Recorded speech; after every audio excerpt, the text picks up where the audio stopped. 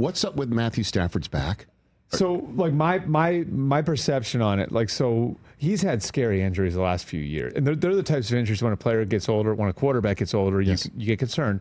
Elbow, wrist, and now back. And so he's 37. Didn't he have a neck too at one point? Yeah, like, so there's like, I think it's just the accumulation of damage over the course of his career.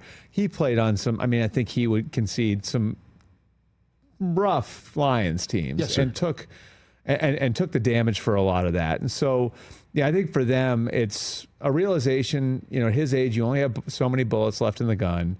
And do you really want to be firing them now? I think the other thing that gives them a nice advantage here is the presence of Jimmy Garoppolo, who they really like. They think Jimmy is a starting level quarterback.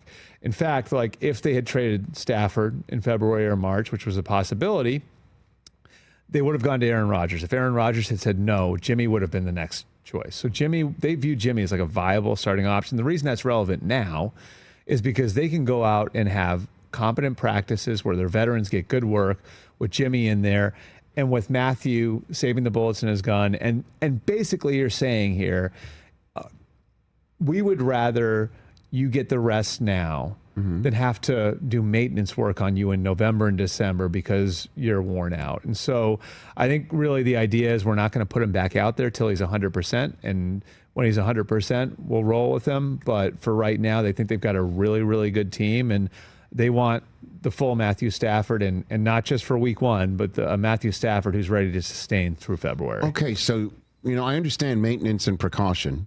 I get that. Yeah. But we can't sit here and say, you know, when the Stafford stuff was going down as the first stone in the free agency pond, right? Tossed in there, and the ripple effects, and you know, and who was kicking tires on him, Giants, Steelers. We all know that there was a lot of teams interested in him.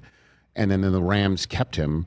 That you couldn't sit here and say the plan for him in late July and August was for him to be week to week with a back that has him see a specialist over the weekend so Jimmy Garoppolo could get time. Like that definitely wasn't the plan, though. No, it wasn't. No. So that's what I'm trying to find. Where do we land on the level of concern? You're saying that there's not much concern. I would say what I would say is it's at the normal level of concern with a 37-year-old who has a back issue. Okay. Like, it's not something that, like, where I think it's an alarm bell situation where, like, wow, if he gets out of bed the wrong way, his season might be over. You know what I mean? Like, I think it's a normal, he's an older player. When these things pop up, you have to deal with them, and you have to deal with them aggressively, and that's what they're doing. Okay. Catch the Rich Eisen Show live weekdays from 12 to 3 p.m. Eastern on Roku Sports Channel in the U.S.